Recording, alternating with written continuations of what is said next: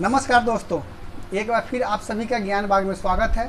आज ज्ञान बाग में हम लोग क्लास 10 जीव विज्ञान का परिवहन पाठ का लघुतरीय प्रश्न हम लोग करेंगे। इससे पहले हम लोगों ने वस्तुनिष्ठ प्रश्न, रिक्त स्थानों की पूर्ति, अति लघुतरीय प्रश्न और विषय का एक संक्षिप्त सार हम लोगों ने देखा था। अभी हम लोगों का जो आज का जो वीडियो का है वह होगा क्लास 10 परिवहन के लघुतरीय प्रश्न।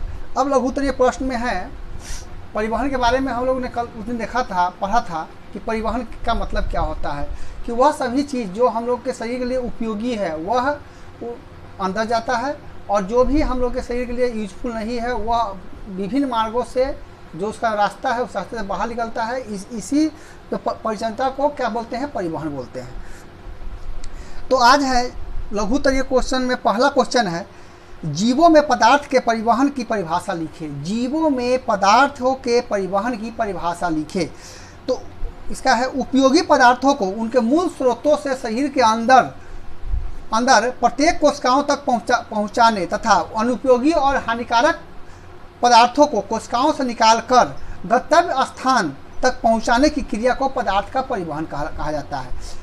ऐसे एक बार सुन ले, उपयोगी पदार्थों को उनके मूल स्रोतों से शरीर के प्रत्येक कोशिकाओं तक पहुंचाना और हानिकारक पदार्थों को शरीर के गंतव्य स्थान से बाहर निकालने का जो प्रक्रिया है, यही जो है क्या कहता है, पदार्थों का परिवहन कहलाता है। दूसरा है, पौधों में जाइलम विहनिया में जल का स्थानांतरण किस प्रकार होता है। पौधों में जाइलम विहनिया में जल का स्थानांतरण किस प्रकार होता है। पौधे में जाइलम वाहिनियों में जल का स्थानांतरण जड़ से लेकर पत्तियों तक होता है। पौधों में जाइलम वाहिनियों में जल का स्थानांतरण जड़ से लेकर पत्तियों तक होता है। तीसरा, मूल रोम की कोशिकाओं में जल कैसे पहुंचता है। मूल रोम की कोशिकाओं में जल कैसे पहुंचता है। कोशिकाओं में कोशिका रस का परासरण दाब भूमि जल के दाब से अधिक होने से जल विसरण द्वारा मूल रोम की कोशिकाओं से जल प्रवेश करता है। क्वेश्चन नंबर 4, वाष्पोत्सर्जन क्रिया का पौधे के लिए क्या महत्व है। वाष्पोत्सर्जन क्रिया का पौधे के लिए महत्व है, पौधे के मूल से चोटी तक लगातार जल की धारा वाष्पोत्सर्जन के द्वारा ही प्रवाहित होती है। यह खनिज और वह अवशोषण एवं परिवहन में भी सहायता करता है। इसके अलावा यह पौधा तापक्रम संतुलन बनाए रखने में सहायक होता है। क्वेश्चन नंबर 5, एक दिवसीय और द्विदिवसीय स्थानांतरण में क्या अंतर है। एक दिवसीय और द्विदिवसीय स्थानांतरण में क्या अंतर है।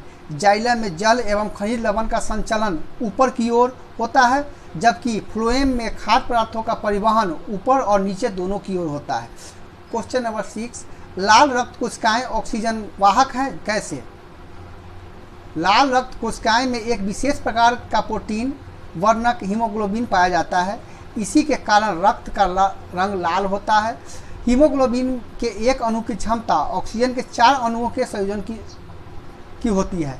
इसी गुण के कारण इसे ऑक्सीजन वाहन कहते हैं। लाल रक्त कोशिकाएं शरीर में श्वसन गैसों का परिवहन करती है और श्वसन के द्वारा दिए गए ऑक्सीजन में सहयोग अस्थायी यौगिक ऑक्सी हीमोग्लोबिन बनता है तथा इसी रूप में रक्त परिवहन के द्वारा यह शरीर के संपूर्ण भाग में पहुंचता है।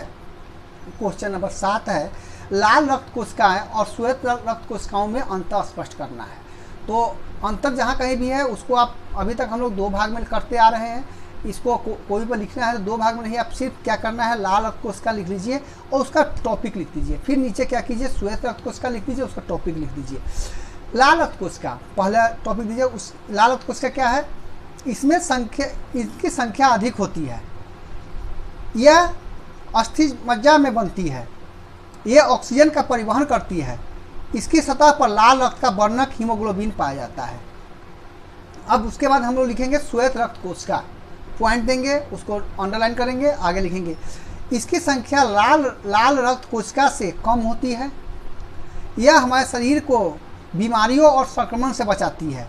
यह प्रतिरक्षी बनती है और आक्रमणकारियों से लड़ती है। श्वेत रक्त थक्का जमाने में सहायक होता है। और कहीं पे उंगली कट जाए उसका कट जाए, ब्लड का फ्लो बढ़ रहा नहीं रुक रहा है बहना, तो उस जगह पे अगर आपके शरीर में श्वेत रक्त कोशिका की जो संख्या उपयुक्त रहे, जितनी मात्रा में चाहिए उतनी रहेगी, तो वहाँ पे खून का थक्का जमना शुरू हो जाएगा। अब है क्वेश्चन नंबर 8, रक्त पट्टिकाणु का क्या महत्व है? यह विषाणुओं या थ्रोम्बोसाइट्स भी कहलाता है। यह रक्त के थक्का बनाने में सहायक होता है। तो रक्त का थक्का कौन बनाता है? WBC बनाता है। अब है धमनी और सीरा में अंतर बताइए। धमनी और सीरा में अंतर। धमनी और सीरा को भी उसी तरह से 2 भाग में कर देना है। धमनी लिखे डैश, उसके बाद उसका पहला पॉइंट होगा धमनी में शुद्ध रक्त बहता है। धमनी रक्त को हृदय से शरीर के विभिन्न भागों में पहुंचाता है।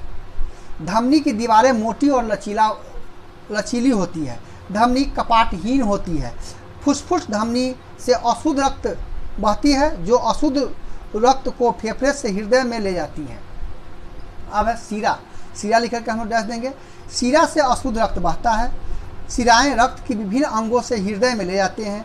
सीरा की दीवार धमनी की अपेक्षा पतली होती है। सिराओं से में हृदय की ओर खुलने वाली कपाट लगे होते हैं।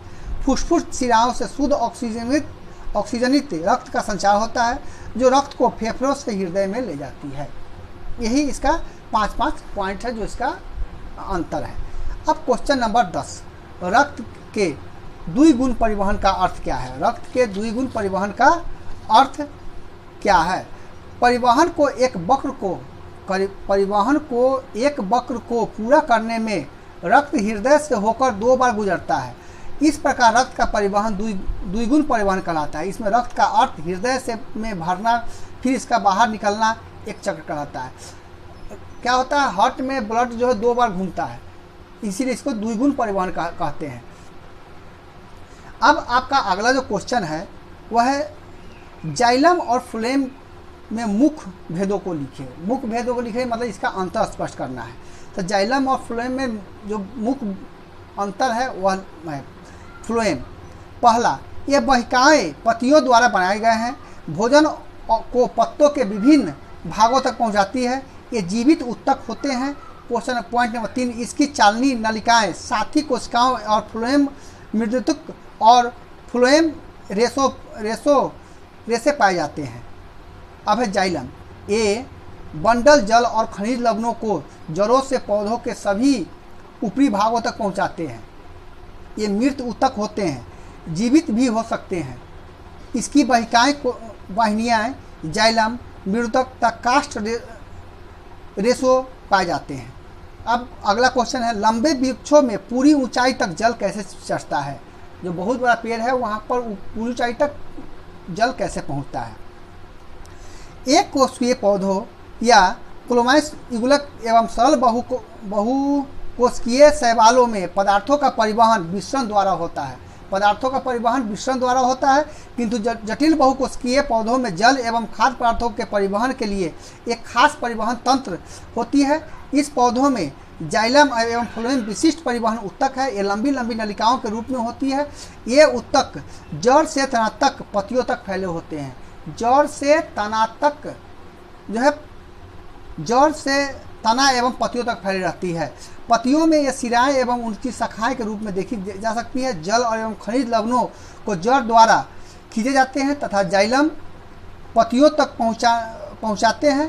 प्रकाश संश्लेषण की क्रिया द्वारा निर्मित भोज्य पदार्थ को फ्लोएम ऊतक विभिन्न अंगों तक को पहुंचा देता है। इस प्रकार बड़े जटिल वृक्षों में विभिन्न ऊंचाइयों तक जल का संवहन होता है। जाइलम को जल संवाहक ऊतक भी कहा जाता है। आप लोगों को ऑब्जेक्टिव में पूछ सकता है कि जल का संवाहक ऊतक क्या है, तो इसको जाइलम कहा जाता है। इसमें पाई जाने वाली वाहिनिकाएं मुख्य रूप से जल एवं खनिज पदार्थों को ऊंचाई तक पहुंचाता है।